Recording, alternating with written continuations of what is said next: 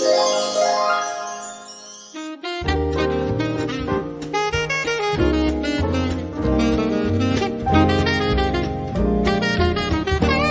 dia, Portugal! In Portugal, there's a YouTube show full of fun facts you need to know. Carl rings the bell and the members show to the GMP morning show. Featured guests will come and they will blow your mind. The audience will do so in kind. The little vanity mixed with some insanity on the morning show with GMP. Good morning, Portugal, and I'd like to welcome you to another fantastic day. Hey, Gumpers.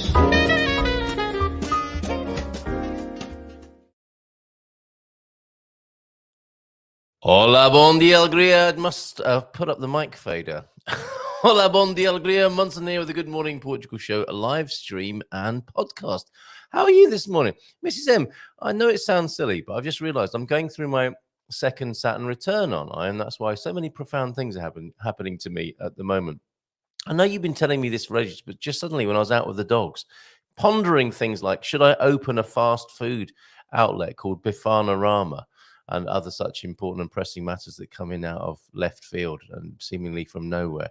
Yes, second Saturn return. That explains a lot, does it not? Mrs. M here, Feel Good Astrology, morning all. She says, Deagle, I haven't seen you for ages, mate. How are you? Bon dia, Carl and Gumpers from a wet and warm, who doesn't like, 7 degrees Belfast. T-Duck and Coach Turner in, as is that third wise man of the Gumpocalypse. James is here as well with the Bon dia, Gumpers. Feliz Quinta, todos.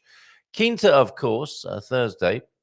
It's the Expats Portugal webinar and Dream Team tonight. Join me at 7:30. We're going to be talking to Jackie, I believe, about comparative cost of living, Portugal, US, UK, and deep diving, not just the price comparisons, but quality and other factors, not just the cynical matter of comparing price to price. As important as that is. In one context, we're looking at a broader, a three-dimensional view of a comparison of cost of living when it comes to living in Portugal, compared to, notably, to the US and the UK. We've got a light-up Christmas in just a moment, courtesy of Aviva in Madeira this morning. Thank you, Aviva, for your pics and video. And if you would like to send some to me, if you haven't already submitted an Advent calendar entry, our video Advent calendar over at goodmorningportugal.com, then please do so. The country code for WhatsApp is 00351 913 590303. Send those pickies. You can send a complete video if you want to, if you're a bit of a dab hand with the old video editing stuff, as Andy Klein is, who will be capturing the Englishman, the Irishman, and 2 Portuguese guys go into their own craft beer brewery at the weekend. Feel free to send me a fully produced video, but if you've just got pictures and video, thank you to Pam, who just sent some in this morning. Send them to me and I'll stitch them together in the way that you'll see in just a moment. And especially if you're looking at my video editing skills and thinking, God blimey, they're rubbish, you could do much better than that on Fiverr, feel free, go ahead, do so. I do it to the best of my ability. Making videos, and I would like to think, especially at this time of year, it's the thought that counts. So we'll have a look at Aviva's video in a moment. This is how it's looking so far over at goodmorningportugal.com. We have opened 7, well, it's the 7th of December, so we have opened 7 windows so far. Kicking us off were John and Pam, of course, as you can see on your screen now, if you're watching on video and not the podcast. If you are listening on the podcast, I'll tell you, top left, John and Pam de Norte with their beautiful video and stills from Vigo. James, Holly, friend of Slug, Ericeira on the 2nd. On the 3rd, we had a little montage of beautiful scenes from the Martinhal chain, who are offering Christmas and New Year specials. Familia Bairandi in Agada on the 4th. 5th was Miguel Carvalho, and his it wasn't so much a light up Christmas video in the strictest sense, literal sense, but our imaginations, and we were inspired. We were lit up in that way by Miguel, who told us about traditional Portuguese Christmas, going way back beyond Boloré. Oh, there's Pete in the bottom right-hand corner of that video, swigging on a glass of something or other, no doubt some fizz or Madeira there. And I noticed a typo. I'll go back and sort that out later. Yesterday, the Roonies on the Silver Coast, and this morning, premiered at 8 o'clock this morning. It was Aviva in Madeira. So thank you very much to everybody who sent videos in so far. Keep them coming, 913-590-303. It's my pleasure to share them on the screen, on the website, and light up Christmas 2023. I was looking forward to 2024, writing my Portugal resident piece yesterday, which I hope the editor likes. And it was great to bring together the 50th anniversary of the Carnation Revolution, the election that's coming up, and of course, Portugal, the football team. Bit of commentary from Frank. Uncle Frank, and his punditry about the play of Euro 24 next year. I think is it in Germany next year, or is it host nation Italy? I'm not sure, but wherever it's happening, Frank was actually saying that Portugal stand quite a good chance of winning that, and it'll be Cristiano Ronaldo, CR7's swan song, his final tournament in all probability. So if they do win, and they'll be playing their hearts out, won't they? Because it's Cristiano's last tournament of that kind. Should be very exciting. And that will put all the politics in the shade, believe me, should that happen next year. So that's my next article due to be released, I think, next week.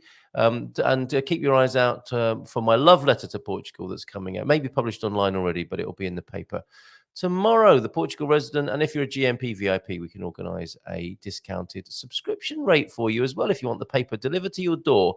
If you would like to do that old school thing of receiving the newspaper in the post, putting a kettle on, having a cup of tea, and having a look through the paper. And if other people make noise, you can just look over the top of the paper. Like, do you mind? I'm having a moment here reading the newspaper. I'm quite enjoying that from time to time, going and getting smelling the newsprint, going and getting a hard copy from the newsagent. And I can here in San Martino de Porto, and opening it up and having a look, which you just don't get with the digital versions, as convenient as they are. Bon dia Alegria then from T-Duck at around 8 o'clock this morning. How are you this morning, T-Duck? Good morning, Coach. Before Coach even got in with his God Squad tip of the day, which we'll do in just a moment. Do you know how to deep fry a salad? Is the more nutritional advice Q&A this morning. I wonder if the Coach, I imagine Coach Turner will suggest air frying your salad, as is the way at the moment, the vogue in the kitchen. Portuguese saying then from T-Duck, agua mole pedradura tanto bata ate que fura. And that rhymes as well, doesn't it? Soft water, hard stone, keeps beating until it gets through. Okay. So it's scissors, paper, rock, isn't it? Rock, paper, scissors there. Water, soft as it is, eventually overcomes the hardness of water. Who doesn't like a bit of that first thing in the morning? Thank you very much. And I'm going to deviate a little. I'm going to, of course, read your deep thoughts. The very popular Ann Landers this week. Thank you very much for these, T-Duck. And I saw something on Facebook, which I've squirreled away for this purpose this morning as well. I'd like to take us over to the words of Khalil Gibran as well this morning, when we're on the matter of deep thoughts. The one from Ann Landers then this morning, courtesy of T-Duck, is it is a mark of a superior mind. Hold on a minute. Let's come back to who Ann Landers was first of all, and then come back to that deep thought. In a 1996 column, Landers informed her residents to avoid throwing rice at weddings, lest birds eat it and explode. Such advice was erroneous, as milled rice is not harmful to the birds, she later recanted. Although I'm sure it was meant well, and people would have really got behind that, wouldn't they? I was thinking, because it hurts the bride and groom to have a little bit of basmati in the eye. But that makes sense, doesn't it? A bird eats the rice, goes to drink some water, all those grains of rice expand in the gut. But no, I think the intestinal transit time of a bird is far quicker than it is for us humans that might feel a swollen rice in the belly, if we're lucky. It is a mark of a superior mind, to be able to disagree without being disagreeable. Oh, yes, very good life advice there, Ann Landers this morning. Okay, let me, while we're on the matter of thinking deeply then, Let me go over to something I've put to one side over on Facebook, which came up on my screen. And with my blurry eyesight this morning, I thought it was something. Excuse me. I thought it was something about Prince. I thought this was a picture of Prince on the screen. It's one of those bromide photos. It's not especially clear, but it had the energy and resonance of Prince, but it's not a literary Prince, Khalil Gibran. So let me bring it onto the screen for you now and tell you a little bit about him. He was called filthy because his skin was dark, unintelligible because he could barely speak English. When he arrived in this country, he was placed in a special class for immigrants. But a few of his teachers saw something in the way he expressed himself, through his drawings, through his view of the world, and he would soon master his new language, Khalil Gibran. And what really caught my eye, actually, when I was going through an earlier Saturn return, Khalil Gibran was very important to me. And I think you'll know his words from various sources of inspiration he is called upon. Published in 108 languages, Khalil Gibran. Best known for his book, The Prophet, published in 1923. It would go on to sell tens of millions of copies, making him the third best-selling poet of all time, behind Shakespeare and Lao Tzu. Published in 108 languages around the world, passages from the Prophet are quoted at weddings, in political speeches, and at funerals, inspiring influential figures such as John F. Kennedy, Indira Gandhi, Elvis Presley, John Lennon, and David Bowie. Now, he said of his mother, he would write, "The most beautiful word on the lips of mankind is the word mother." Isn't that lovely? And I'd like to share that, especially for Mrs. M, who had a significant mother moment that you might have seen if you're a friend of hers on Facebook just recently. So yeah, isn't that lovely? And the most beautiful call is the call of my mother. It is a word full of hope and love, a sweet and kind word coming from the depths of the heart. The mother is everything. Now, whether that's specific, individual, or generally an archetypal, I'm sure we can relate to that, can't we? She is the source of love, mercy, sympathy, and forgiveness. Oh, I'm making myself well up here. So let's move to the Prophet.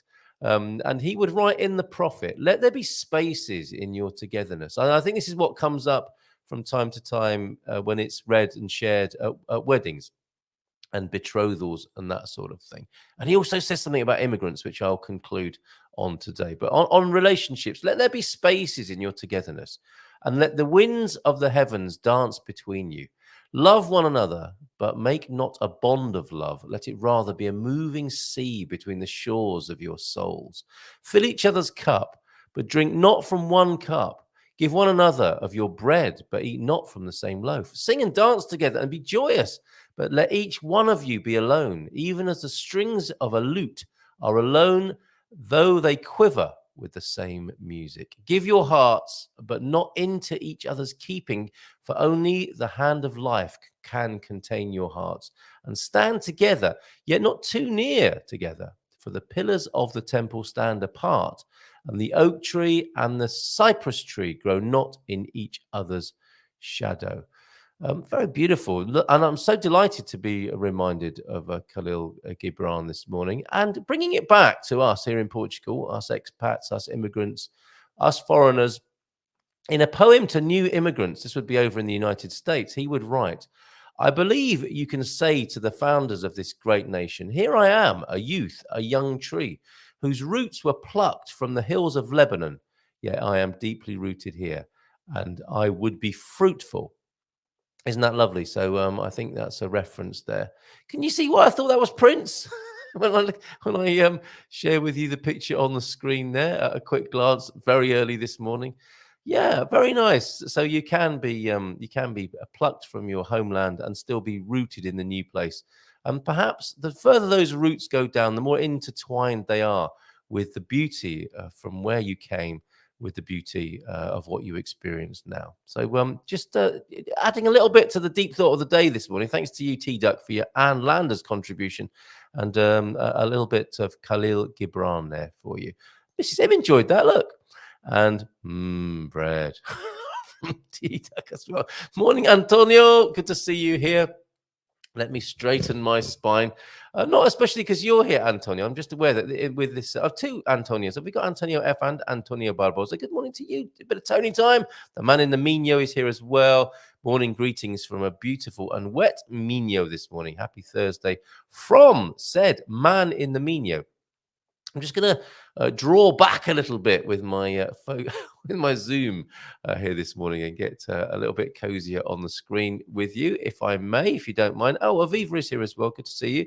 And thank you again for your pictures and your video. And I hope you enjoyed seeing your images on the homepage and on our YouTube channel. Coach Turner in then at... around just after 8 o'clock this morning. Bon dia todos. More rain due here in Blighty. Rainy and mizzly and drizzly here when I was out walking the dogs this morning. Yes, it's really starting to rain now here in Portugal too, Coach Turner. Not so much a green and pleasant land, more a swamp. Enjoy your day, everyone. Incidentally, I'll be playing Aviva's Christmas video in just a moment. Day 7, video 7.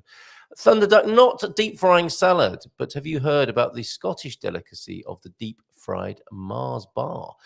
God's God tip of the day, number 4 then, and the list of exercises to avoid. This, we're loving this. Exercises to avoid. It almost feels like we're doing something, doesn't it? But don't injure yourself with the neck roll. So you don't want to be rick-rolled. You don't want to be neck-rolled. This is where you roll your head all the way around. You know, at any age, that looks quite dangerous, doesn't it? And extreme. You know, I think it's good to mindfully feel the movement of your neck. But when people do all that crunching and, you know, contorting, it's not very respectful of the body, is it? People often do this to try and loosen the muscles in their neck. The problem is that the neck joints aren't too happy to move in such a complex way, and it can lead to spinal issues. Yeah.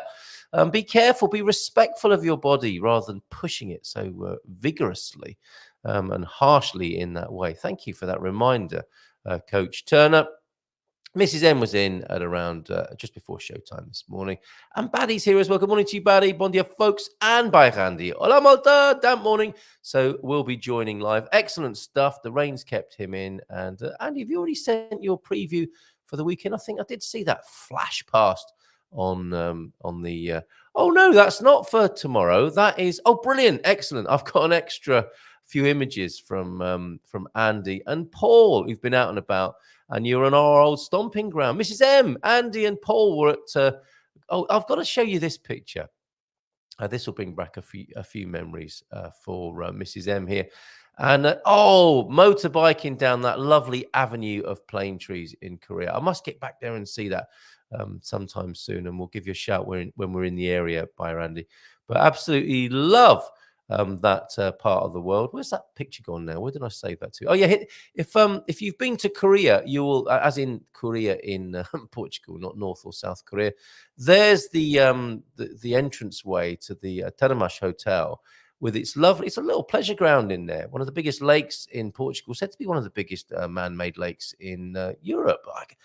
It's not that big, but it's very pleasant and lovely to walk around. And that's the water feature on the roundabout that was built just in the last 3 years or so. So thank you very much for that, Andy. Hope you had a great time out. Your nose looks a bit red in some of the pictures. Looks like it was a little bit of a nippy day there in central Portugal in the Bairrada district. Thank you very much for your contributions yesterday. We'll get those spun in at some point, and looking forward to your weekend preview as well, of course, on the Gumper map. Been a lurker last few weeks. Big flare up in the asthma, 3rd this year. I'm sorry to hear that, Deagle. And yes, a bit of an emergency in the home of Ian and Fabrizio, who would be joining us this morning at 9, but can't this morning. I do have a video of theirs from Japan where they've recently been, but take it easy, you two. I hope everything turns out okay with the emergency that you had this morning. And we'll have Ali with us to preview the December edition of Snapshot as well. And she'll be joining us at around 15:15. Which is perfect. So, yeah, take it easy, Ian and Fabrizio. I hope everything's going well for you in Lisbon. Sorry not to be seeing you this morning. Quite a slow Christmas as I start getting going again for Deagle as well. Managed to avoid hospital with that asthma attack. And I know you love Christmas, Deagle. Looking forward to, so not to put any stress on you, but always lovely to feature your Christmas decorations and a walk around your house once all those decorations are up. It would be lovely to get that video on our video advent calendar at goodmorningportugal.com on the homepage. Lighting up Christmas 2023. Bon dia from a wet PDL this morning. That'll be Pont Lima, of course. Morning, John. And bon dia from VRSA, from Anna, off for training to my choir soon. 2 Christmas concerts to prepare for, one together with the Portuguese choir, the Coro Jubilata Deo, and the other at Lucia in Tavira. Let us know when they're happening, if you will. Oh, more music to come from Branny as well. So we might spin Branny in a little bit earlier than scheduled this morning, but we've got another Branny video for you. What a legend he is. And it's where it said in the video to be continued yesterday when it was filmed inside that office environment. We've got more footage from the office in his next song that we'll play for you, that he's been very kind in sharing with us and allowing us to play 9 lives coming up from Branny in a little while. Ducks eat greens. Bread is not good for them, so feed them lettuce and leafy greens if you're going to feed them at all, please, says James. I buy hen scratch to feed the ducks and swans. It consists of corn, grain, and seeds. They love it. They see him coming. They really do. I've seen it with my own eyes in Caldas Terrenia, Dom Carlos Park. They see Thunder Duck coming and they make their way towards him. If they haven't already been fed, and they're just like, I'm not coming over. My belly is full. Thank you very much. But when they're hungry, they're loving a bit of, they're loving themselves some of that hen scratch from T-Duck. Much preparations are hereabouts for Christmas lighting and in the marketplace tomorrow evening in Pont Lima. All are welcome to visit. I hear the village becomes practically Dickensonian. And will they be featuring the Dickens cider, the famous cider that puts a smile on the faces of many drinkers? So, yeah, a positively Dickensonian, maybe a bit of Dickens cider up there in Pont Lima. And Antonio, it was Bobby O'Reilly, I think, who introduced me to the legendary brew of the Dickens cider. Yes, talking of which, of course, we will be tasting craft beer, me and him, the Englishman and the Irishman, at Epicura on Saturday afternoon in Coimbra. Hope you can join us. Morning greetings from a beautiful and wet Minho, of course, from Tony up there in the Minho.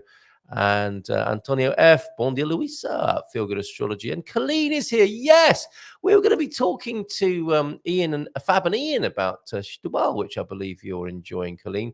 I brought a handful of books with me, and although I haven't read it for decades, The Prophet was one I grabbed and packed. And now I will reread it. Obrigado. How lovely to make that connection. I haven't looked at that book.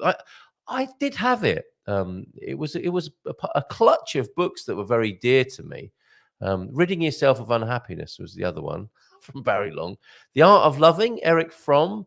The Prophet by Khalil Gibran. I think I've got a Bhagavad Gita somewhere. Being Oneself, a book from the School of Meditation. Isn't it amazing how some books you just hold on to over time? And the books I really love in my collection are the ones that have been given to me by the authors. And I'm very lucky to have been given a few books by authors as well. Oh, wow. Happy times. What's going on here? I might have missed a bit of information there. Hey, Antonio, and flashlight's fine, but apparently my neck doesn't like it. What? Oh, here we go. I missed a bit of context. Thank you. Why no more batteries in the flashlight? I've definitely missed something here, haven't we? So no more flash dancing for me. Oh, I see. Okay, with the 80s neck twist. Have you stopped spinning on your head now, James? Were you in an 80s breakdancing crew as well as all the other amazing things you've done? Okay, let's light up Christmas then with Aviva's video first, and we'll be playing Branny's 9 Lives as well. Let's go to Madeira. Thanks again to Aviva, Ocean Dweller. And these are her images that graced the homepage of Good Morning Portugal this morning on our Advent calendar, day 7. No, that is not Madeira. That's Japan, where we'll be going next. Here's Madeira, everybody. The lights are twinkling everywhere that we go, and we're all out dancing in the street.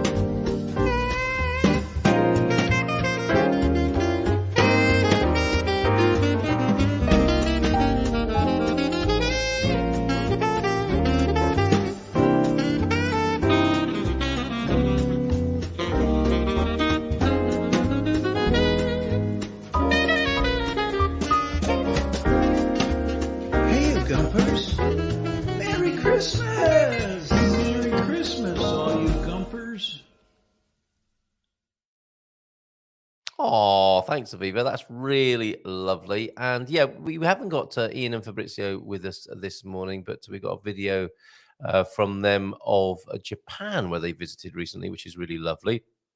And a weather report from James. I guess I forgot to mention that it's wet and beautiful. Wet and beautiful here in Eddie-Cider today. He's not bothered about a bit of rain. And the slug loves it as well, too. Okay, so let's go to Japan now and see some of the footage that was gathered together, especially for us, I believe, by Fabrizio and Ian. Japan's fascinating, isn't it? As you'll see from just over a minute of video that they very kindly and that we gratefully received here from their holiday, their recent holiday there.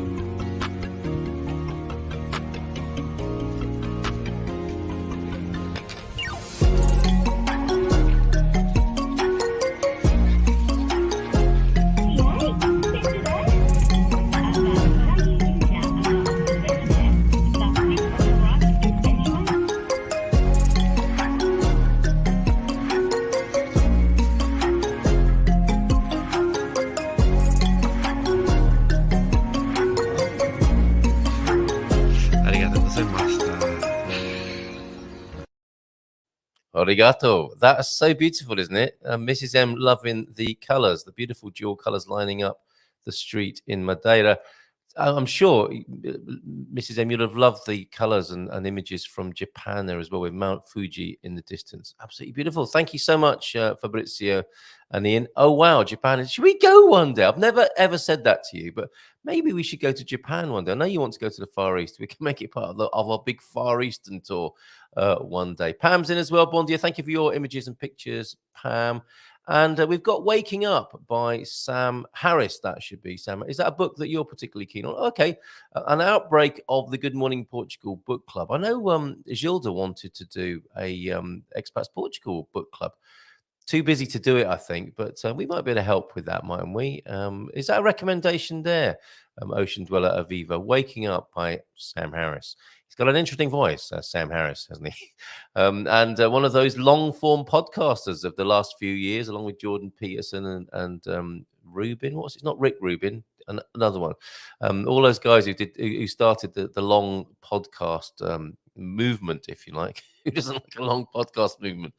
The long form podcast is what I meant, and they got themselves banned off various platforms, didn't they? But yeah, heavyweight thinker Sam Harris, and perhaps that's a book recommendation, Waking Up, by him. So thank you very much for that. We've got Ali joining us at around 9:15 this morning, a little bit earlier because Fabrizio and Ian can't join us. While we're looking at the homepage of Good Morning Portugal for our Advent videos, I'd also like to draw your attention to our hashtag PT24. If you know anyone who's moving to Portugal or thinking about it or doing it next year or in the next couple of years, you might want to point them in the direction of hashtag PT24, our mini campaign to help people move to Portugal with the help of many of the professionals that are part of our Gumper community here. There's a lot of blurred lines, aren't there? I mean, so many other people in our community are friends, as well as co-hosts and professionals helping you move to Portugal. And I mean blurred lines in a good way. And you can see some of the people from our community because I'm also gathering their thoughts about 2024 and the new year. I've got a quote from Bruce Hawker from the Portugal resident, Bobby and Anna. Savvy Anna were talking about it last Friday. So some quotes from them and clips from the shows. And Tony as well. And his very interesting view of the elections and thoughts for next year as well. And a step-by-step, I ran this past Mrs. M the other day, didn't I? Our 4 basic steps for moving to Portugal: commit, connect, consult, and convert were the best 4 first steps I could think of. And there's the extras, of course, if you want extra help or you need the nuance of starting a business, for example. So that's all over there. You just one click away after you've landed at goodmorningportugal.com. You can click on the hashtag PT24 campaign. It's a quick way of clicking through to our podcast as well. Thousands of episodes of the Good Morning Portugal. I must count them up at some point and look at how many we've actually done. There's been 1 million views of the videos over on Expats Portugal, so we're doing pretty well with our reach around the world and our efforts to help people become interested and passionate about Portugal, even move here, and supporting people once they live here. Our Discover Portugal weekend in Coimbra drop-down menu with the plans so far on there. Portugal Club, if you want extra help, and some of our sub-projects of the Portugal Club also on the homepage at goodmorningportugal.com. Clicks through to some of the helpers there that I've previously mentioned. The events map, of course, that by Andy updates. A link to click through to getting your currency through Spartan FX, and my Bay blog that I've that's nothing. It sounds like love advice, the Bay blog, doesn't it? Because I think Bay is a word for it could be English or it could be American. But I think in the American street slang, Bay is your partner, right? It's not that kind of Bay, although it is our beloved San Martino de Porto, the Bay blog over there. And meet the team, which I updated a little bit yesterday, all the wonderful people. And I'm putting more and more of the links through to their websites and how you can get in touch with them. But look at that wonderful team there that are part of that make this experience what it is, basically. Not possible without some wonderful collaboration and community here at Good Morning Portugal. And that includes you, if you're listening right now. So thank you for indulging me there for a moment. Not that you had much choice in the matter, but a little bit of a tour around the website as it is at the moment. I did a tour of Asia a long time ago: Philippines, Singapore, Thailand, Hong Kong, Korea, and Japan. And I got paid to do it. I was in the Navy. You were in the Navy as well? I don't recall that, James. That's incredible. Wow. It's a good one. Before he became so political. That is what happened with that long form podcasting thing, isn't it? Waking up. So more of the spiritual side, perhaps, and philosophical side of Sam Harris, and not so much the political side there. Very good. Thank you for that. Any other book recommendations? Gratefully received. Let's go from books to music now and hear another tune from Branny. Who has a gig coming up. Were we able to see when he was playing from this? That was the opening meme this morning.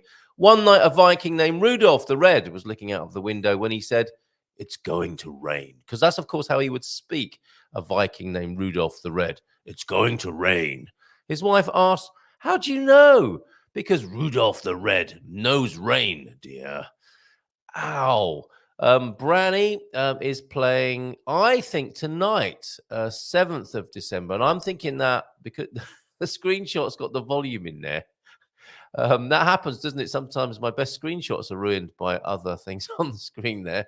Because, you're pressing the volume button to take the picture, aren't you, and grab the screenshot. Sometimes that happens. I'm thinking, though, that's in Lourinhã tonight, 7 o'clock.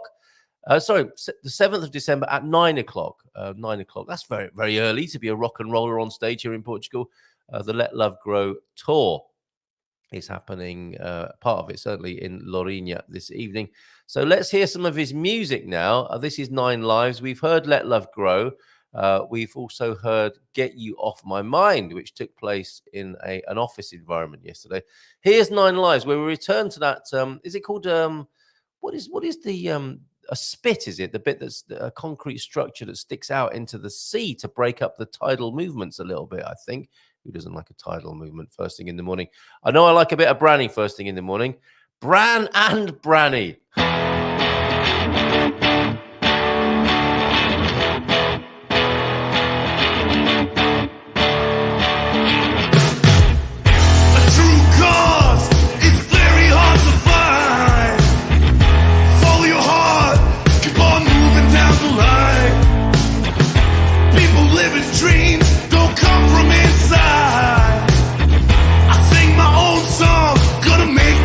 Mine.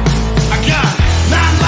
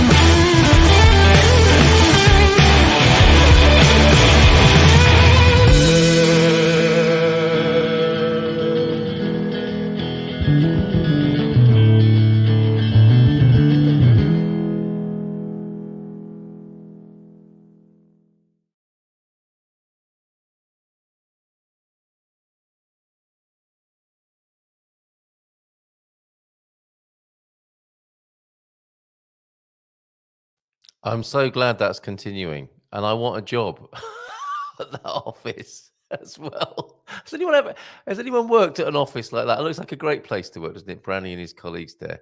And the moment when when people take the pin out of their hair, somebody the girl who doesn't say a lot, maybe, and then next thing you know, she's taking a pin out of her hair. It's like a pin coming out of a grenade, isn't it? And chucks her glasses down and gets up on the desk, chucks her jacket off and starts dancing on the desk. We need to see more of that in workplaces throughout the world, please. Thank you for the inspiration on that, Branny.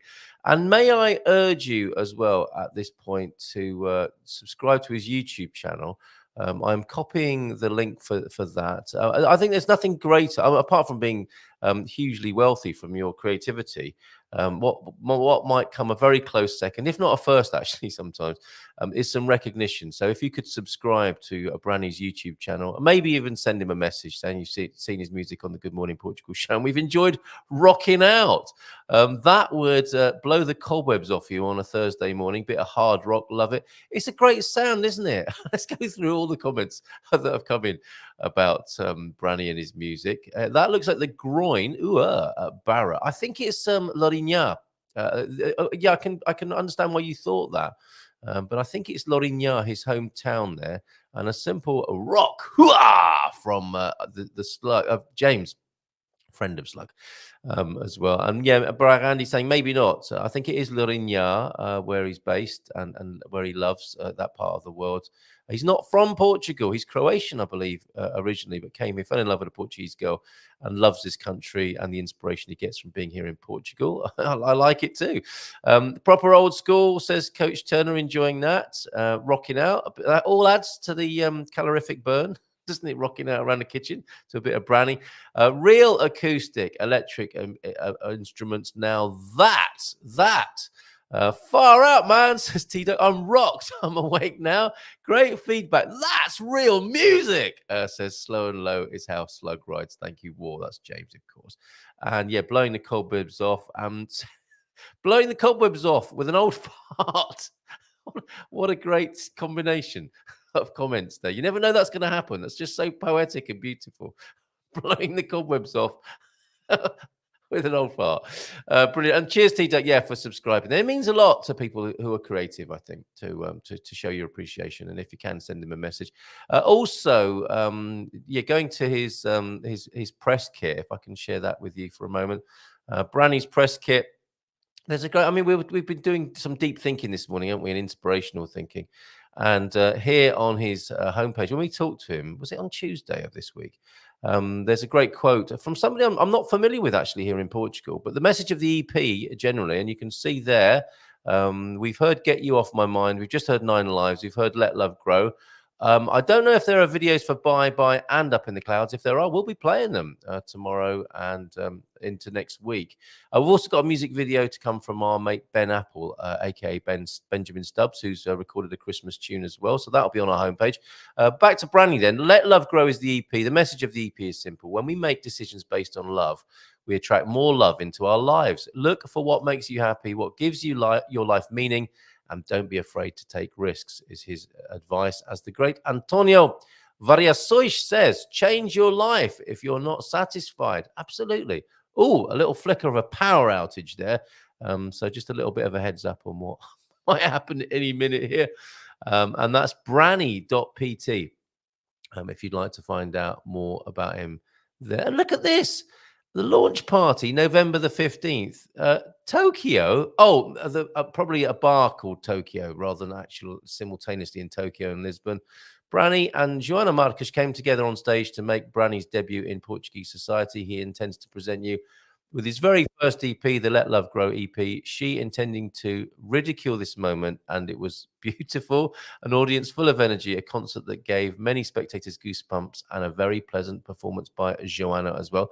I think maybe we need to have a look at her music too. Joana Marques there, brilliant. And there he is. Yeah, Branny, musician who sees music as a form of self-expression and a means to tell stories and convey a message. He's certainly doing that. Born in Croatia, has grown up in several countries, and it was the Idolos, the Portuguese idols, pop idols program here that brought him over to this country.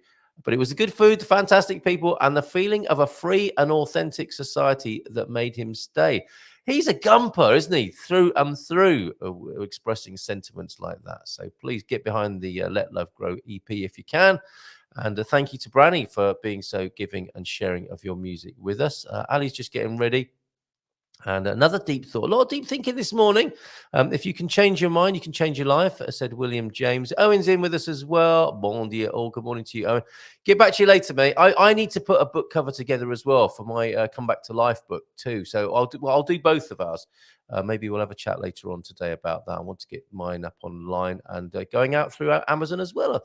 Exactly like you've done. You've inspired me there. And change your mind, change your life. Enjoying the Branny-inspired vibes this morning. Excellent stuff. Ali, could you give me a thumbs up if you're ready? I know we've dragged you to the screen far earlier than you're used to. Excellent. So thumbs up from James there. And thumbs up from Ali as well. So nice big round of applause. Hola, bom dia, tudo bem? Bom dia, tudo bem contigo? Am I allowed to say contigo to you? I think I know you well enough. Oh, definitely. Yeah. No, I didn't think twice. I would have been a little bit shocked if you said consigo, actually. So do most of my neighbours, so don't worry. Oh, yeah, it is the double take. Is that right? And it's like the red wire or the green wire, isn't it? From a UXB movie thriller moment. Which one is it? Contigo? Oh, no, I'm going to get the wrong one. I know I am. Social explosion follows soon after. Yeah, and I guess it's one of those things that's learned through experience, often, isn't it? And, Yeah. and also, you're never going to get it right for the rest of your life here, are you? Sometimes it's going to go wrong, and it can provide the basis of a little bit more conversation and tuition, I think. Yes, and usually a lot of giggling on their half. So oh yes, and it's definitely the Portuguese laughing with us, not at us, or a little bit of both, maybe a little bit of both. Mind you, I always giggle when somebody says "estou constipada." Constipada. I was laughing about that yesterday, Ali. The cafe constipado. Yes, I was thinking, well, that'll get you moving. Yep, no, that's not what it means. Excellent. Oh, you too as well. Brilliant. Okay, cafe constipado, or we should explain, shouldn't we? Constipado here in Portugal means congestion of the upper part of the body, not downstairs. Other treatments are available for what we believe. That's obstipado, isn't it? Which always makes me really sad because it's obstinate. Well, you learn something every day here on the Good Morning Portugal show. So constipado, obstipado, the distinctions there of congestion in respective parts of the body. Yes. And I'm sure there's a brilliant folk cure. A Beral would be certainly one of the suggestions for whether it's constipado or obstipado. What other folk cures do you think there are for these respective conditions? Or should we move on? Especially living in Algarve, you probably don't want to know. There'll be a course somewhere for it. I do. Why would it be particularly poignant in Algarve? We just have them. We have this wonderful network of fabulous alternative people who live around here who love running interesting courses, shall we say? Yes, Yeah. Cacao powder. That's a given for most of it. Yes, some of them are wonderful, but don't get me wrong. But some of them, the way they advertise, it just makes me giggle. I can believe it. It's not nothing but giggles and laughs down there in the Algarve, isn't it? Or around Algiers. I know exactly what you mean. So possibly for the Obstipado, it could be a bit of colonic irrigation with a cacao ceremony straight after. Yeah, and probably some healing crystals. Careful where you put those healing crystals. Exactly. We shouldn't be allowed to chat together, should we? It gets rude very quickly, doesn't it? A few minutes in this morning. Already the Obstipado talk. Well, great to have you here. How's life in the Algarve at the moment? A little bit damp, I suspect. Yeah, it's not great for me, I must admit, because my rheumatoid arthritis really doesn't like the umidada. The damp weather's the worst for me. So struggling a little bit, but keeping going. Right. But, okay. Well, we're going to find out the best healing crystal for that this morning. Mrs. M, I'm sure if she's still listening, if she's not making me a nice creamy coffee, we'll have a suggestion for what might work for the rheumatoid arthritis. I'm sure there are. I mean, I guess when the pain kicks in, you'll try anything, right? Well, I've been it's been 5 years now, and I've stuck religiously to the autoimmune diet, really strictly. We just went out for a salad about 3 weeks ago to a restaurant. I'm very careful. I tell them exactly, I literally go, can I have just these ingredients? No sauce. I can do it all in Portuguese. And they just came back. They drizzled what I thought was just like a vinegar dressing over it. So I'm like, what do you do? I'd already sent it back once because they'd left things like rice underneath, and I'm like, I can't eat rice, send it back. So you stick a bit. It's really difficult because you don't like to make that much fuss. No, I understand that. I'm okay with vinegar. Vinegar's fine.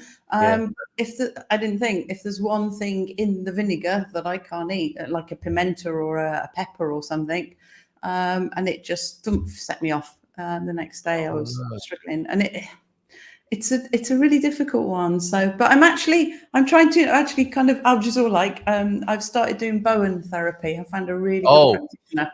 Bowen's great. I've got to say, I've had Bowen.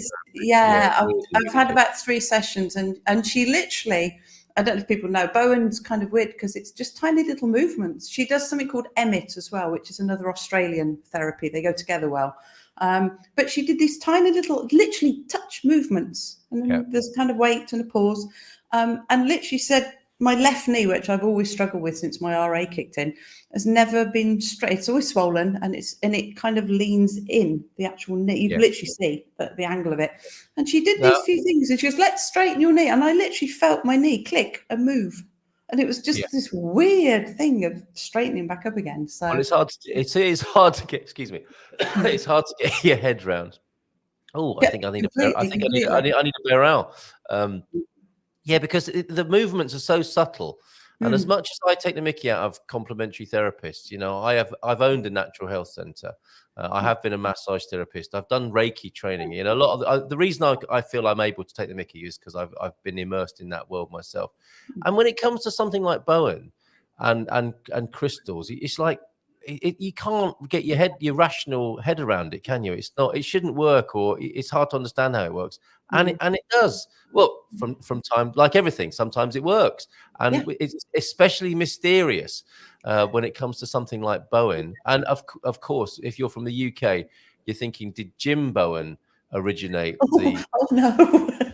We should be like acupuncture, wouldn't it? It could be throwing darts. Right, stay still. It's time for some Jim Bowen therapy. Treble 20s. Let's have a look at what we could have won. No. Nothing to do with Jim Bowen. Take your time, hurry up. That was Jim Bowen, wasn't it? An incredibly subtle and powerful therapy. And my experience of it, as I recall, is back in Devon. In Newton Abbot, which is where my healing centre was, Ali. And one of the therapists there, it was great because I used to have, I had a column there in the local paper writing about these therapies. So I'd get the therapist who worked at my centre to give me a treatment, and I'd write about it. And the Bowen session I had with Jeanette, who's a brilliant therapist, and she was doing the movements. You said it's like tying little pretend bows on your body, isn't it? There's these little squiggly movements. Yeah.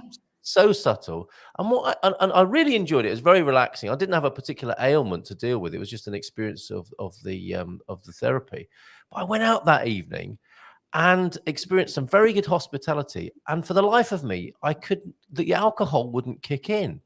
And I don't know whether it was the Bowen or not, but isn't that bizarre? That you know, after a healing, energetic therapy, as convivial and hospitable as this night was, it was a Iranian guy I remember in Ashburton, which is quite an interesting combination, isn't it?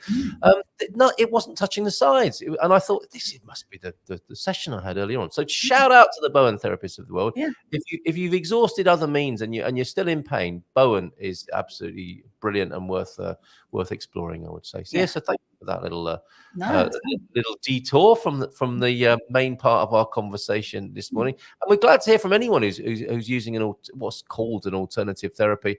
And if you're getting good results, why not share it and give a shout out to your therapist? Yeah. It's always good to, like, we're sharing the love with the musicians this morning. Let's do that with the complementary therapists as well. So the December edition, I'm sure you've been having a lot of fun. Have you had the same sort of challenge of having too much material and thinking about expanding it again? We're 112 pages this month. My only challenge was the kind of about 6 days before it was due out. I'd still got quite a few things to do because we've had quite a busy month. And my computer died. You know the button that goes on and off? It's kind of an important button. Yeah. It's quite an important button, yeah. Quite important button. Couldn't do a lot without it. So big shout out to my friend Kurt at the Algarve Computer Centre, who literally on a Friday afternoon dropped it off, and by Monday afternoon it was back with me, which was amazing. It the button or was it something more serious? He had to literally take the whole computer and put it in a whole new casing. So including ordering one that fitted my computer spec. He built the computer originally about 5 years ago, so he knew it. But literally that on-off button is quite important, isn't it? It's like, help! You just sit there going, no, please work. Please work. Please, down on your knees in the office, like, oh, please, I'll do anything. I need you right now. I need you right now. So so it came back last Monday, and it was a frantic 2 or 3 days of catching up, but I did it. It was fine. It went out on time. So. And presumably you found out how reliant you were on the computer in such a situation. Well, yeah, I'm really good at backing up. So I've always got it sort of Dropboxed. Every time I play around on anything on the newsletter every month, I Dropbox copy it. And I've got a laptop, but that doesn't have InDesign, and you can only use InDesign. And so I'd have to literally, it's kind of difficult. Take it off the computer that I haven't got because it's being mended to put it on the other computer, and I'm like, I got a bit stuck there. Okay. Well, I'm glad you were able to put that behind you, and you had excellent help. There are a number of these wonderful independent technical people, aren't there? You know, we tend to go to the big shops, don't we, for our purchases of electronic goods. And I noticed in Portugal there's quite the network of smaller places that will sell you reconditioned computers, some new stuff. They'll change the screen on your phone. Well, my experience of those guys has been fantastic. Kurt's amazing. He built, but because both of us, obviously Dave and his photography, he needed a very particular computer that's got huge amounts of memory and really fast, obviously for processing and uploading all the images. And I wanted something different. And he literally built to spec, and price wise, hugely comparable with going online and just, or going to a local shop and buying one. Maybe 100 more, but for the service and the brush. Absolutely. Yeah, amazing. Okay, so let's add that to the list. Shout out for the musicians. Shout out for the complimentary therapy.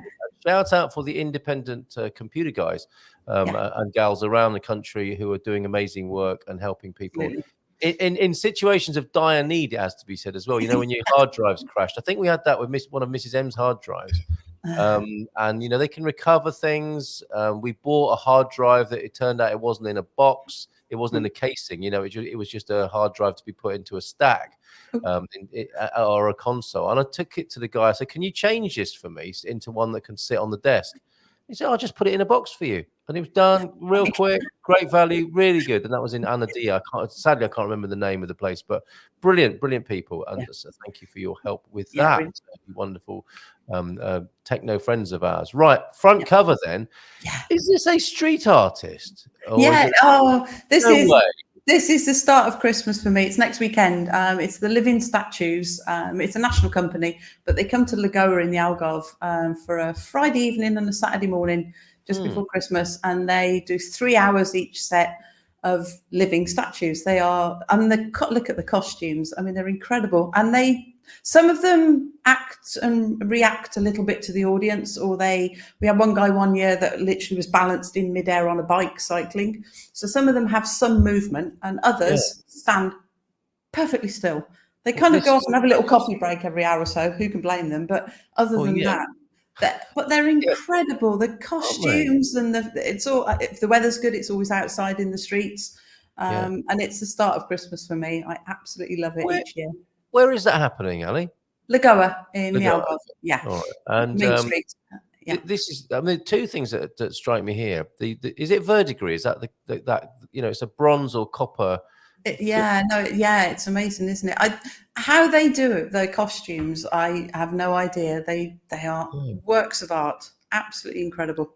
And then, of course, a red carnation, which is the emblem for the Carnation Revolution, which is we have the 50th anniversary celebration, the golden anniversary of the Carnation Revolution. So that's really timely and brilliant as we go into that year of celebration. Absolutely beautiful. So stay with some photography and look at these rather. No, I knew you'd love these. Isn't it amazing? We found out the history. We had there's a 2 or 3 within reasonable driving distance. There's one near Algarve out to Ododosage. This one's out above Monchique on the old Monchique to Lisbon Road. And you actually found out the story. We found out the story. Well, Dave posted it up, and then a couple of Portuguese friends popped straight up and went, "Oh, it's this." So the thing you need to look for is above the main archway. Normally on any of these buildings will be the letters JAE, Juliet Alpha Echo. Okay, and they literally. They were built by the government, and they were used by road workers who were building the new roads. So you're going back into history quite a long while, and they're part of the road authority's portfolio, the Estradas de Portugal. But they literally, I put a link in the website on the newsletter. A lot of them, like this one, have fallen into complete disrepair now. Because obviously the road workers lived in them when they were building the roads. People would use and stop them as kind of like highway kind of points as well to stay for the night. But most of them now have fallen into disrepair. They're all mainly, literally, obviously, beside the road. But they've put about 50 of them up for sale on their website. Well, isn't that amazing? Because a number of things, again, here strike me, looking at beautiful photographs for one thing. Very, very, very moody and magnificent. Great work from Dave here. Yeah. And we've all been there, haven't we? Like, we need to buy that and do it up kind of vibes. I mean, you kind of do not tire of it, but your zeal for that sort of thing lessens as the longer you live in the country, right? And the older you get, mate, I tell you. And yes, age. That's so true. Age changes your enthusiasm for buying a doer-upper as well. But there are so many dilapidated properties, aren't there, that are so charming in this way, of course. Yeah, beautiful. But then to find out that you can actually buy some of these now, because it's like a dream, isn't it? Of like, standing looking at it, and someone walks up to you and says, "It's for sale, if you ring this number." And it's like, and then the story begins.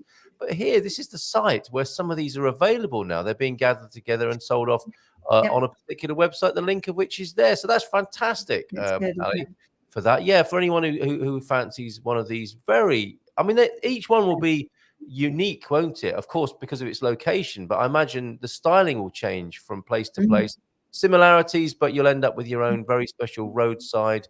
But I love the fact they could have just built a block. Like a really boring, stick some beds in there, bunk beds, that'll do for the workers. But they haven't. If you look at the cornicing and the detailing on there, it's incredible, beautiful roofs. If you go on, I've got the link, Dave Sheldrake Photography on his Facebook page. You'll see the actual article where he put one of these pictures up. And underneath, one of our Portuguese friends actually put a post with a picture up of a finished, renovated one near Algarve. And it's incredible that the difference between before and after, if you like, was amazing. Beautiful. So that's worth a look at. We may return to that because we've got a lot to get through in the magazine, but that sounds really fantastic. A little journey we could go on this morning as well. So that's beautiful. Straight into the magazine and seeing these beautiful images. Let's go to pages 4 and 5 and more beautiful. I mean, we're just being bathed in the glory of a sunrise, I'm thinking. Oh, don't be silly. This is Dave we're talking about. He doesn't get up early in the morning. Okay, I'll know that from now on. I don't know. The top right-hand corner has a feel of I know what it is. It's because it's so tranquil and empty of people, right? That's why I'm thinking it's a sunrise. It's so okay, are you ready for the 2 interesting facts? Because I always check with Dave now. I always say, which beach is it? Carl's going to ask me, and I never know which was which. So it's Amado Beach, Amado. But the bit you're not going to believe, he took all 4 of those photos on the same afternoon. That's that is hard. I don't doubt you for one moment, but I would never have guessed that. No, that's how quickly at the moment our weather's changing. Yes. Literally the 4 seasons in one day is incredible. I love bottom right. Look at that glow coming up through the cliffs and people standing there. That was really not whoever they are. Thank you very much. You made the picture. I also like that picture because it's this is really good photographic storytelling. What are they looking at? I can see it's glowing. And I can see the backs of them looking into that valley on the other side. Well, what are they looking at? I know, it's beautiful. We may never know. We may never know. It could be an alien craft, couldn't it, that's landed there? But we will never know. And that's such a fabulous photograph. Yeah, it's gorgeous, isn't it? Lovely. But all the same afternoon shoot, amazingly. Nice work, Dave. And as you said, Dave Sheldrake, Photography. That's his website. If you look on Facebook, I think he's just Dave Sheldrake Photography for the Facebook. I'll try and find you the link if you like. Yeah, that'd be wonderful. Okay, Bob's in, and we've got a few comments to come back to in just a moment. Bon dia. Speaking of computers, Vitor Costa, Senior and Kiko, and our own Vitor Costa's father and brother are excellent with computers. Great help in Barcelos. So there you go. Another recommendation if you're looking for a local person on the IT hardware and software front. Look no further than the Costas up that way. Roughly how much a property? Did you look at the prices of these roadside buildings? I didn't get into it as far as looking at prices, partly because Dave was getting quite excited. And I'm like, no, we're not buying. No. Okay. Well, I've put the link in there, Deagle. Have a look at that, mate. And or did I? I'll make sure it's in there. It is the Patrimonio. So I'll make sure you've got the link for that, and you can do a little bit of research yourself, and you can suggest to the Minister of Home Affairs maybe that you found a new house for you both in Portugal. Excellent. I've just sent you the link, Carl. You should have got it through in our chat. There's a Facebook photo link. I think if you click on that, that should come straight through to the actual photo of the finished property. Great stuff. Okay, we'll return to that if we have a chance, because we do get chatting here, don't we? And time runs out. We got to make sure. I got to make sure that we get the dad jokes in as well this morning. Your work, of course, as well. What's going on with your with? Oh, loving this one. Bottom right, bottom central there, and that's triptych. Is it? Is that what it's called? Yeah, triptych. Yeah, Lagos. It's an older one. I shared the one on the left is the latest painting, which was for a client. Yeah, so you can see the photograph of the back of their house that I painted from. There you go. Yep. So they wanted it in my style. So that was great fun because they had lots of exciting things under that covered area for me to paint. So I really enjoyed it. It was good fun. And I just shared a couple of other recent sort of, older commissions that I've done in the same kind of style, because some people like my new wave style with their house. I think it works really well. So is that what you name it, the new wave style? Yes, of course. Yeah, I call it new wave. I didn't have a name for it initially. I just thought, well, it's new and there's lots of waves, so new wave seemed to fit and it stuck. So, but it's with your work here for the clients, that to me is iconic Algarvian living.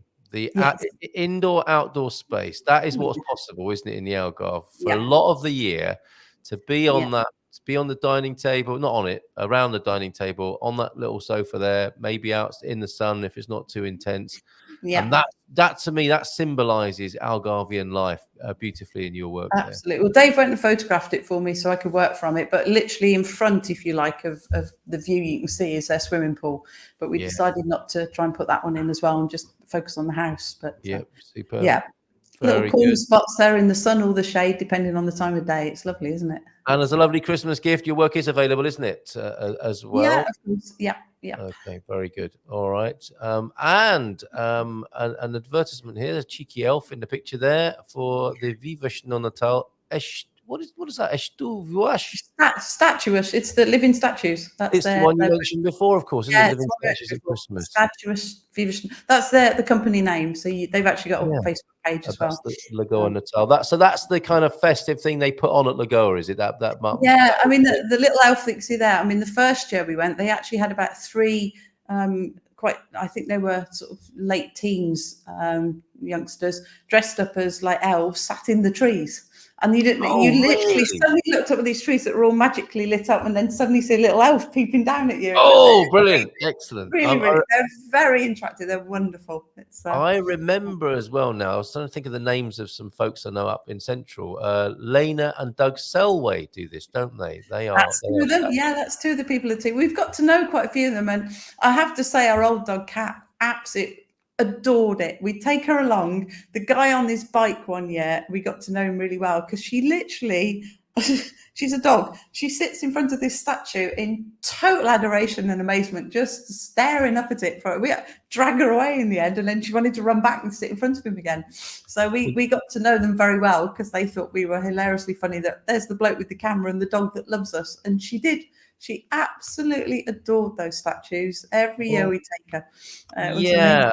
That's great. That's a lovely memory. And I'm thinking immediately, could I take Jimmy Choo along? And my problem, I think, if I took Jimmy Choo along, is he would embarrass me by cocking his leg.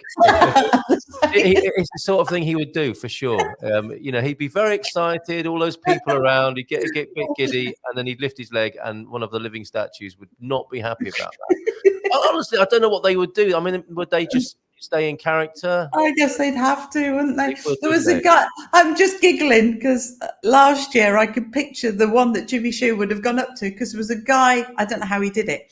Imagine a box about 2 foot high off the ground, square like a Christmas box, and he was sat in it, literally just his head above the box.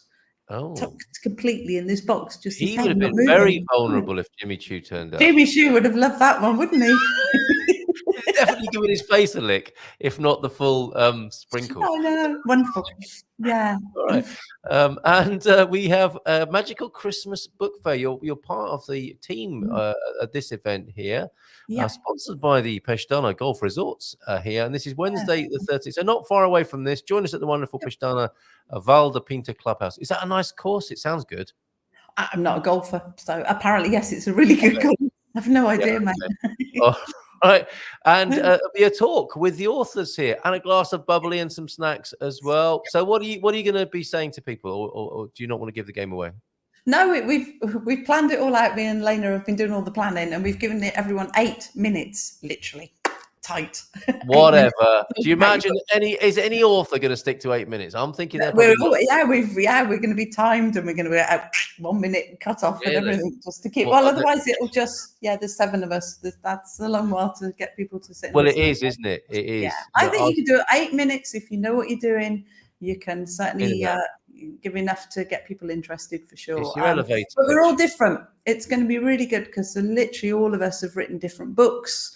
We've all got different backgrounds and interests, so it's hopefully something for everyone. It's our first time we've set up something like this. The quick story is, when you get that message from finances to say that we're pulling your account, we're interested in you, and you sit there going, no, please don't. I haven't done anything wrong. I put my tax return in. I pay my bill. I haven't had one of those. No, tell us more about that. Well, actually, it was quite weird because I really panicked to start with. I'm like, I haven't done anything. I've got an accountant. She does all our finances. We're legal. We do everything, as best we can.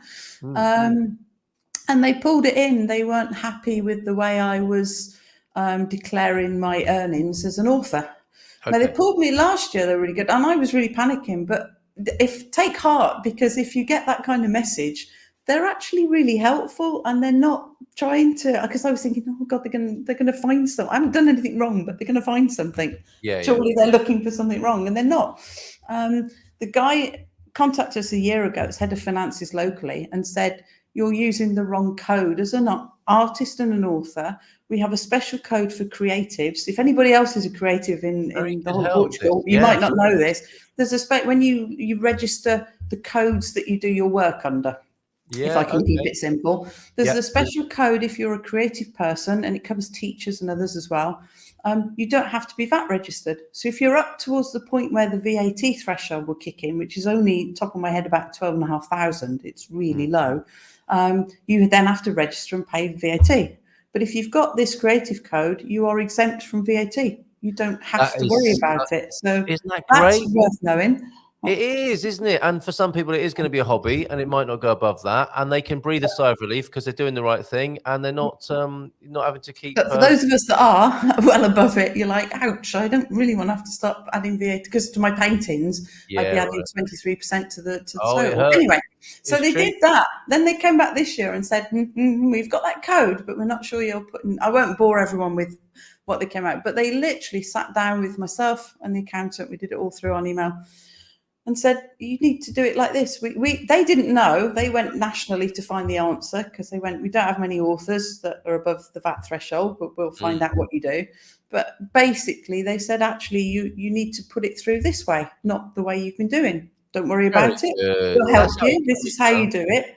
And it's plus and minus. It probably slightly not in my favour in terms of tax-wise, but I'm doing it legally and properly now.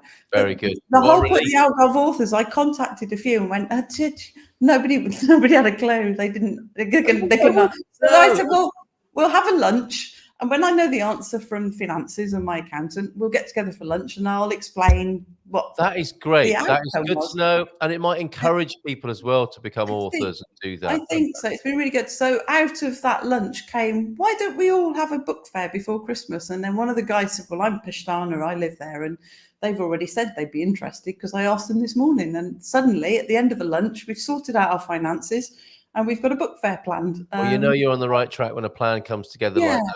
And what a great idea. You can go along, you can get a glass of bubbly, you can have some snacks, you can hear the presentations of the authors, and it's a Christmas present buying opportunity as well. It's got to be one or two authors in there whose books you can buy, support local authors, and find a nice individual sign copies as well, so we'll personalise them if it's a Christmas present for someone. How about that? Yeah, what a great opportunity to write something witty as well by the author or the recipient. Excellent stuff. Okay, that's wonderful. Oh, and the date for that will be the next Wednesday. 3 o'clock. Yeah. 3 till 5. 8 minutes each, everybody. Okay. Absolutely. Back to computers now. What's happening here? Oh, this was brilliant. What I've tried to do this month is share a few charities that if people, because Dave and I always do it, we don't buy big Christmas presents for each other. We donate to a charity. We've done it for years. It's just the thing we do. I know lots of people do it. I've tried to select a few smaller charities. You know, the ones where 50 euros would make a real difference. Oh, yeah. You know, that kind of a level of charity. Now, these guys, do you remember the art fair that I did in September? A load of kids came round on the Friday evening, and I had sweets and gifts and things. So I was giving out some free little key rings and got chatting to all these kids, and they were so lovely. The whole group of them, there were about 8 of them, started chatting. They were asking about my paintings, and they were just a really nice bunch of kids. And then an adult came over, said, oh, thanks so much. They're having such a lovely time. We're a charity and we do like an after school club, and we thought we'd bring them today and just let them meet the artists. So I chatted to the person that was with them and got an email, and then got back in touch with them. I said, I'd love to feature you in Snapshot. So this is the result. It's a big interview with the guy that set up the charity. It's called the Lighthouse Project. It's a non-profit in Portimao, and they work with disadvantaged low-income families. They do after-school clubs. They do coaching lessons with them. They take them out on trips, but they really work with the most needy, if you like, in the area. All nationalities, not just Portuguese, but obviously mostly Portuguese children. And anyone looking to follow in your footsteps there and do the same sort of thing, you can put them in touch. Beacon of Light is the name of the project. It's called the Lighthouse The lighthouse. But we thought Beacon of Light, but yeah, so if you pick up this month's newsletter, you can get all the details and their links and how to find out more about them. But it was one of the charities I just wanted to shine a light on this month and go, these guys are doing an amazingly good thing, very quietly. They're just getting on with it, and they're helping a lot of youngsters. Really good. And as you say, a little bit of a donation can go a long way in a charity of that size. Fantastic. Excellent stuff, Ali. Fun on the beach. And there she is. Sarah here. Yeah, absolutely. And Canine Professional Services. Is that dog walking as well? A little advert there for Rodolfo?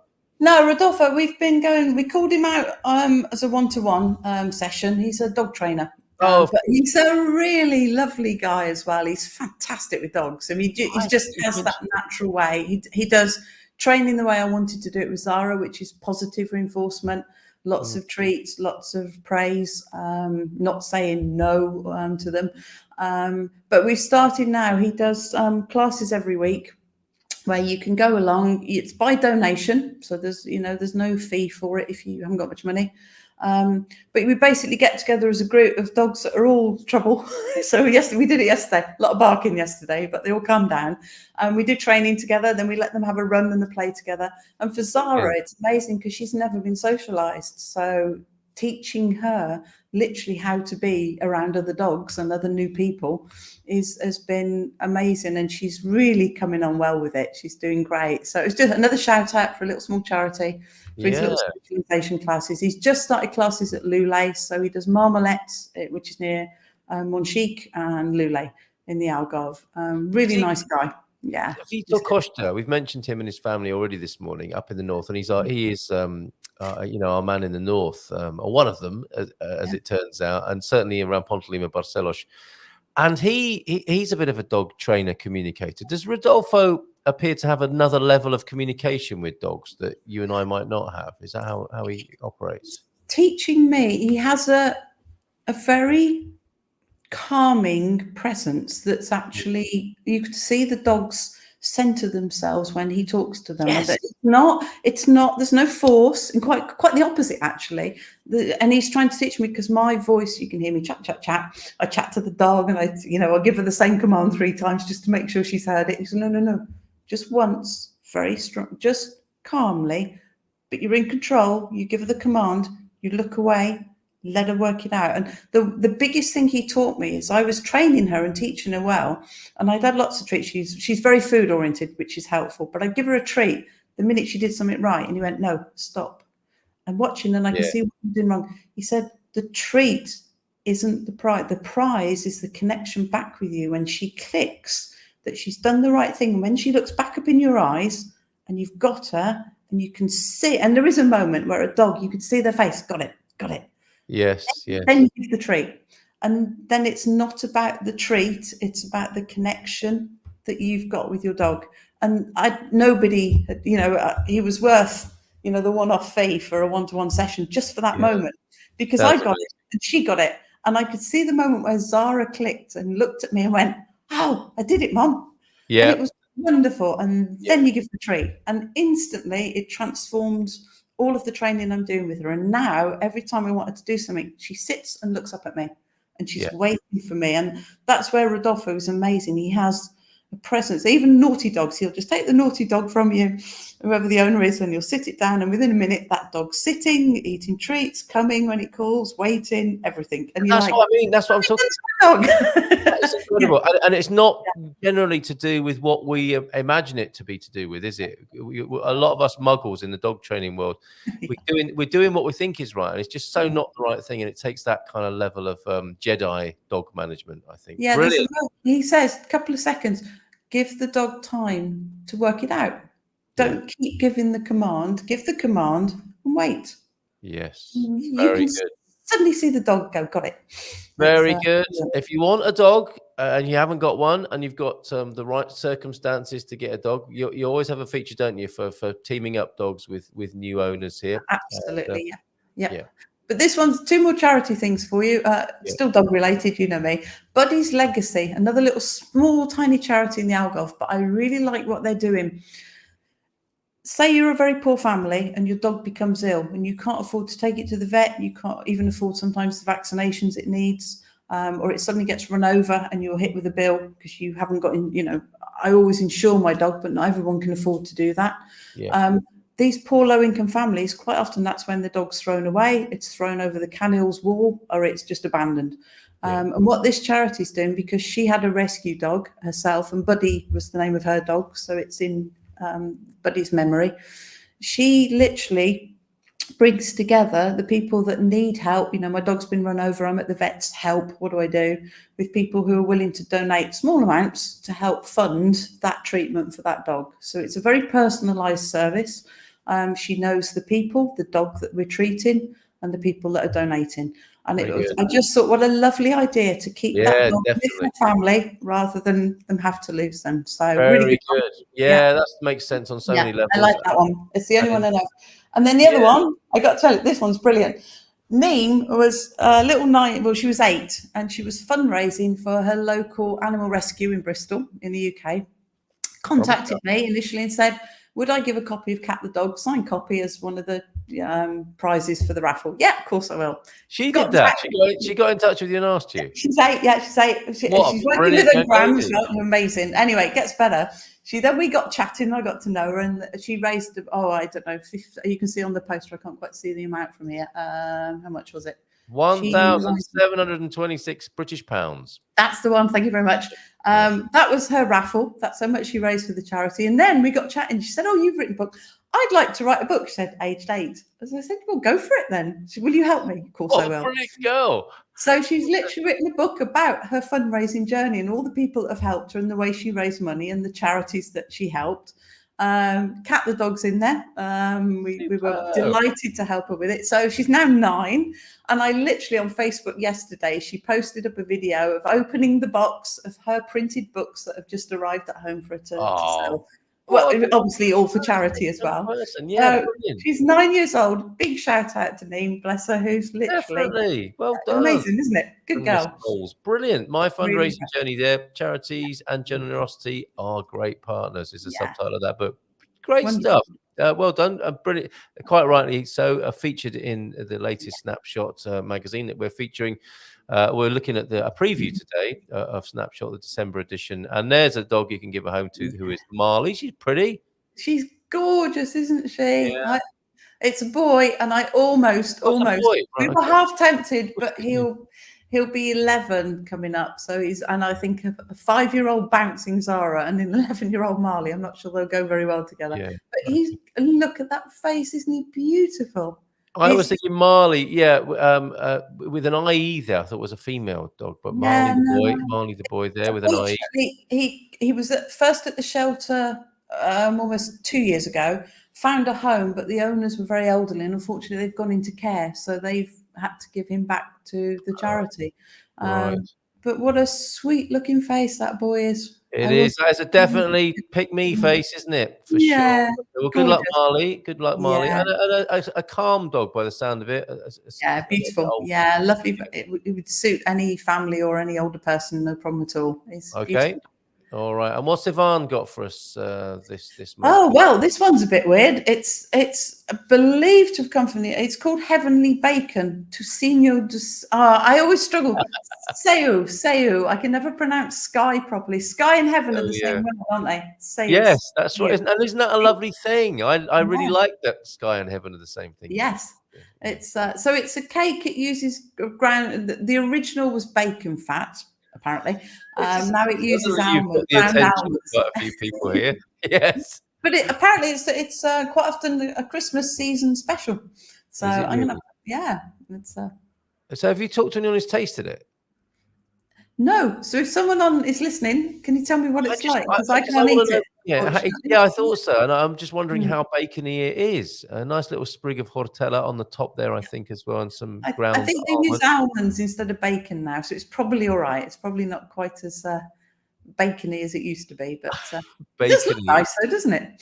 Bacony is a good adjective. It does look very nice. I would eat that straight after the show this morning. Cats questions, right? Yeah. Another beauty there. Who's this? Tinker. Another rescued dog, Tinker. Yes, he was beautiful. He's got a Portuguese look about him, hasn't he? Yeah, he's not. He's in the UK. But there's Really nice guy. You'll see all his social media. He's another charity and another UK one. Set up what's called the Stray Army, and he fundraises for stray rescue animals as well. So yeah, really funny interview. It was very, very good. He's things like, "What's your favourite food?" "I love hard-boiled eggs." And roast chicken. I love it when we do these questions and the dogs come back with some amazing answers. Yeah. So there you go. Stray Army, right there. Holiday season in Portugal. And this is good. Bit of vocabulary building here, right? You've got one of the biggest Precipios down there in the country, I believe. The VRSA. We have VRSA. Oh, it's amazing, isn't it? It's enormous. I like my literal local cafe. If you're in Algarve, go and see Paolo. It's the coffee shop to the left of the market.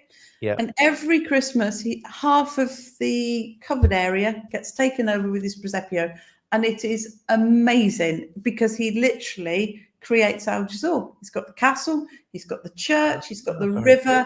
He's got tiny little chicken animals, and he puts mealio, little bits of sweet corn in a little bowl for the imaginary chickens to eat. I mean, it's incredible. It's got running water.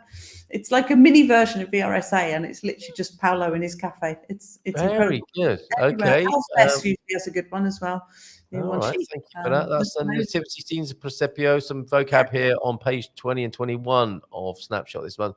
And isn't that poetic? The midnight mass, of course, is the Missa do Gallo. When you might hear the rooster at midnight. The rooster's a bit keen at midnight, but it conjures up a picture of a different time of day for the mass there. Penn is a good name for an author, is it not? It's an amazing. I'm actually quite thrilled we got Joe to do an interview. She's a really famous, excellent indie author, and she does amazing podcasts and emails as well. But she's pretty famous. I was well chuffed to get her on board. And she did a really interesting interview. It's fascinating to find out how people write and why.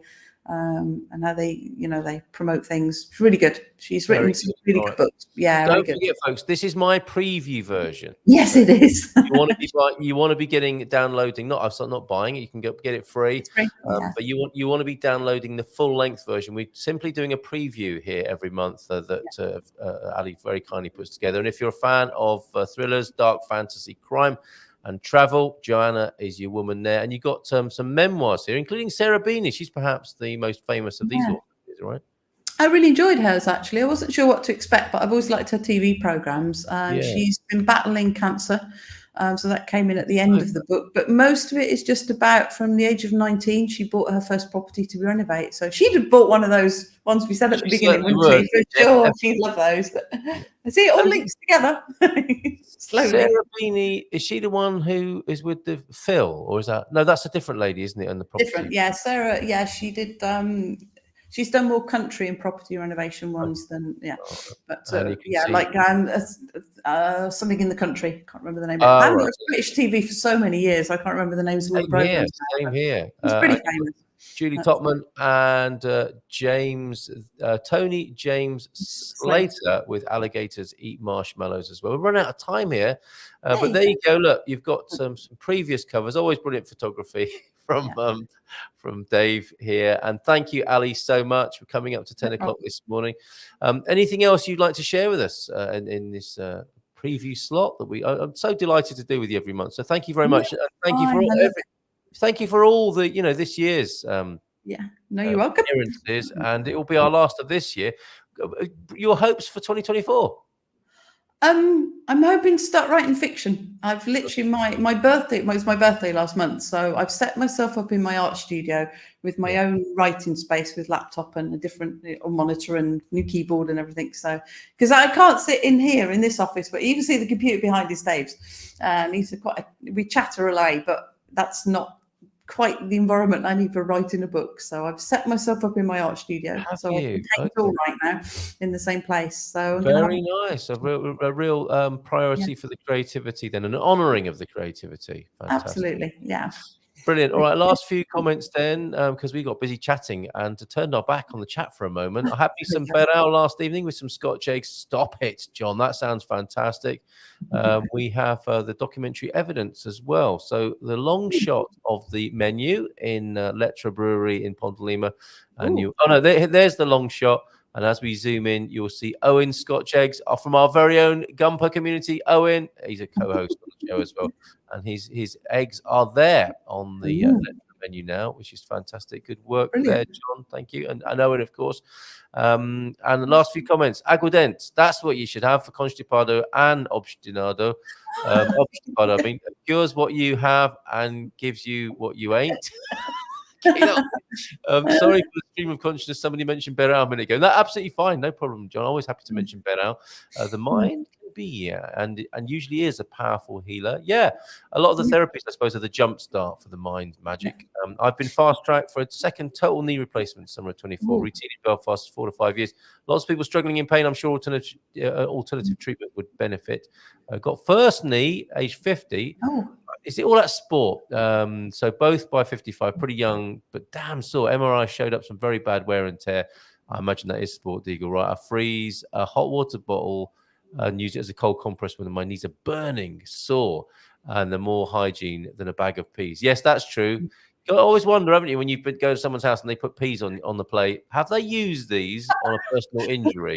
We have a bag in the freezer and we've literally got a tape written on it going, "Do not eat." Not used. Yeah. Or do not tell guests.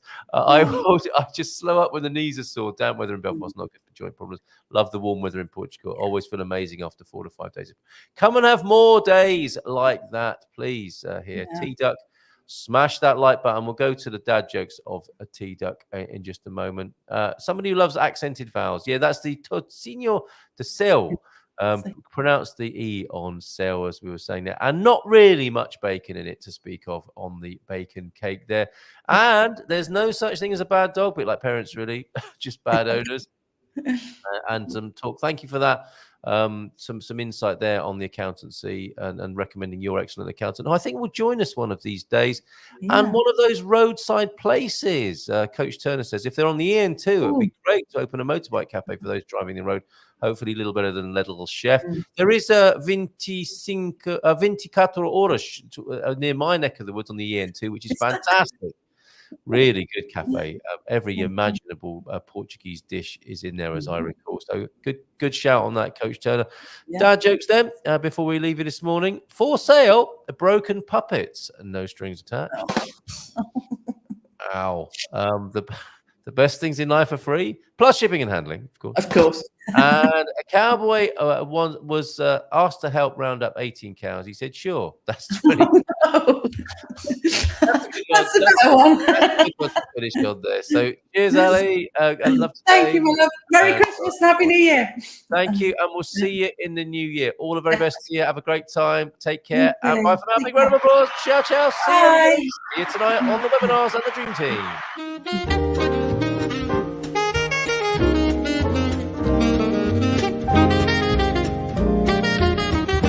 Bom dia, Portugal! In Portugal, there's a YouTube show full of fun facts you need to know. Carl rings the bell and the members show to the GMP morning show. Featured guests will come and they will blow your mind. The audience will do so in kind. The little vanity mixed with some insanity on the morning show with GMP.